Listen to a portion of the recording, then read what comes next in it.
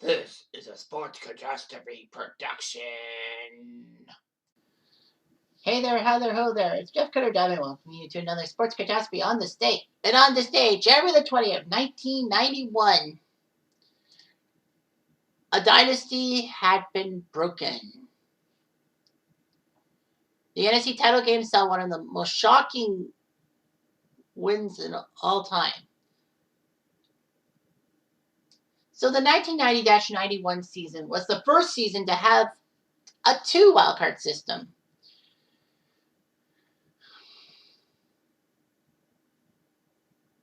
Well, there were 2 wildcard teams, but now there are 3. So now from 10 teams to 12, wildcard Sunday was wildcard weekend. Because the wildcard games would always be played on Sunday, an AFC and an NFC matchup, where the top 2 non-division winners would face each other to get into the divisional playoffs to face the top seed, unless you're from the same division. So they decided to change things up and all that. There would be 2 wildcard games on Saturday and Sunday and all that. ABC was allowed to broadcast the Saturday wildcard games, which they did for many years. The first wildcard game was Washington versus Philly, won 20-6. Washington, if memory serves me right,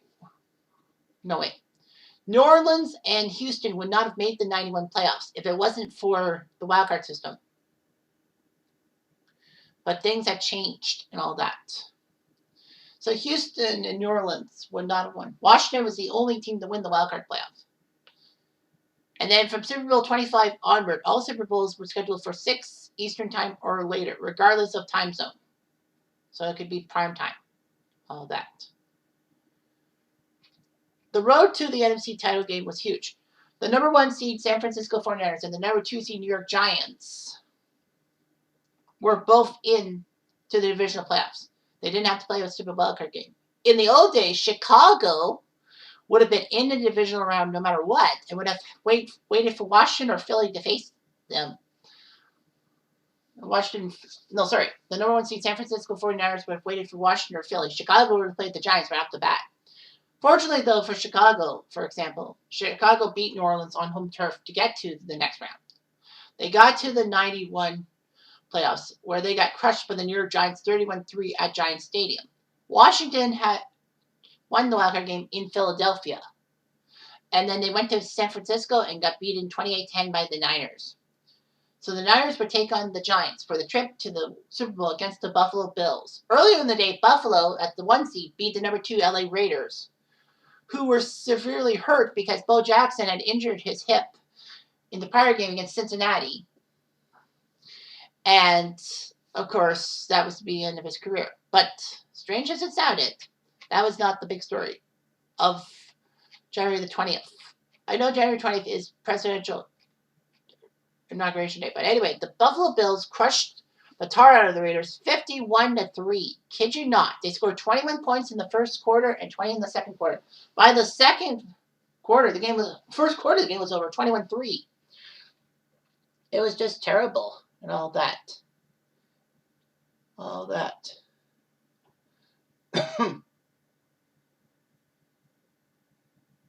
Yeah.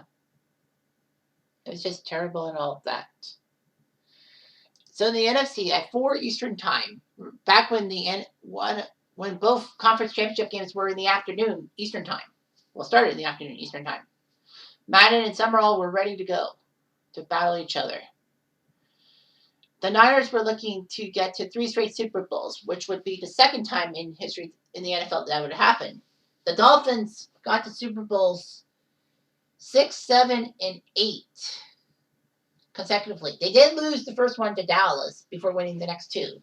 So anyway, the Giants were trying to get to their first Super Bowl in 4 years because they got to Super Bowl 21.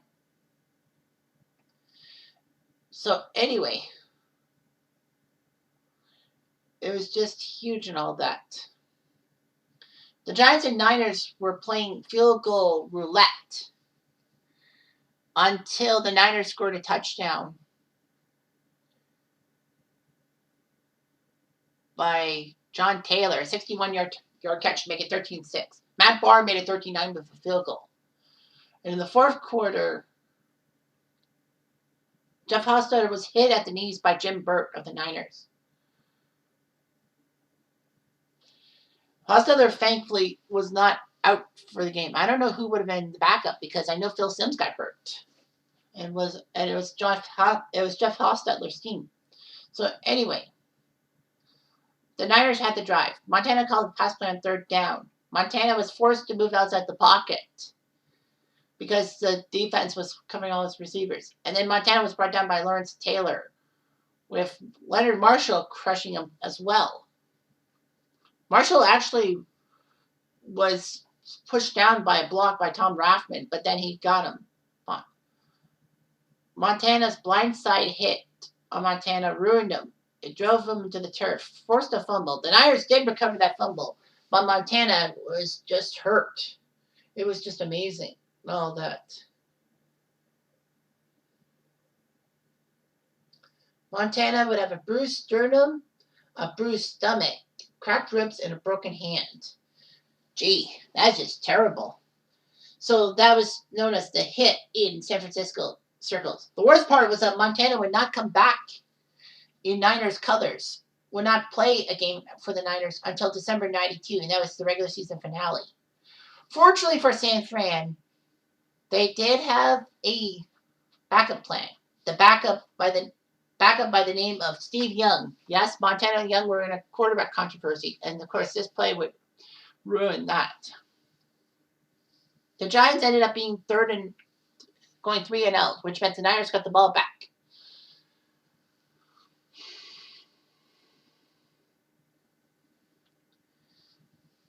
Anyway, the Giants would then kick a field goal to make it 13-12. So Steve Young knew what to do. They're trying to run the clock and make this game over. So anyway, Young did pretty good. After a few plays, Roger Craig tried to run up the middle. However, Eric Howard, the nose tackle of the Giants, forced Roger Craig to fumble. And Craig fumbled heavily. And Lawrence Taylor managed to get the ball and give the Giants possession on the first turnover of the game. So Roger Craig, that basically almost ruined his career. And all that too. The Giants had a chance to kick the winning field goal or go for a touchdown and make things more interesting. They had 2:36 left. Timeouts were carried. All 3 timeouts. Hostetler would hit Mark Bavaro for a 19-yard completion and then Stephen Baker for 13 yards. A few running plays later, they got a timeout with 4 seconds left, and Matt Bahr had a kick to win the game. The kick would be from 42 yards out, and the Giants players were kneeling, praying, and all that. And what happened that day? Yes, Matt Bahr went through the uprights. The Giants win 15-13 without needing a touchdown. That is hard to believe that you win a playoff game without needing a touchdown. When you score all your points on field goals and you win. That's just how crazy it was.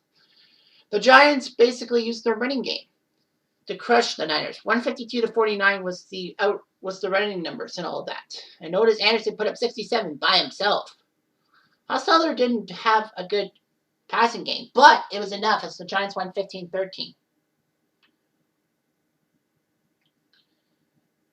So that was huge. The Giants and Niners were in a rivalry and all that. But the game is called the end of a dynasty. And the Giants went to the Super Bowl, in which they won 2019 thanks to Scott Norwood going wide right. But still, the Giants shockingly getting the Super Bowl with Jeff Hostetler as the guy, not Phil Simms. That's hard enough in itself. The Niners would brush themselves off and do pretty well, making a few playoff runs and all that. But they wouldn't get back to the Super Bowl until 1995 when they crushed the Chargers in Defiant Powder. And Steve Young became the face of the franchise. So much so that the Niners decided to trade Joe Montana away. And he went to Kansas City. Well, that's not a bad idea. I mean, going to the AFC and all that. The Niners had to go to Kansas City to face Joe Montana in the 94 season, but Joe got them back. In fact, the 94 playoffs almost saw Montana versus Young in the Super Bowl.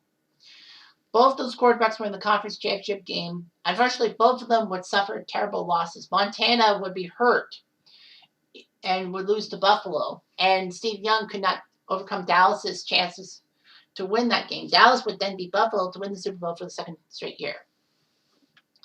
So, yeah, it ruined Joe Montana's career and gave Steve Young the power to be the number one quarterback he vowed to be when the Niners picked him up in 1986.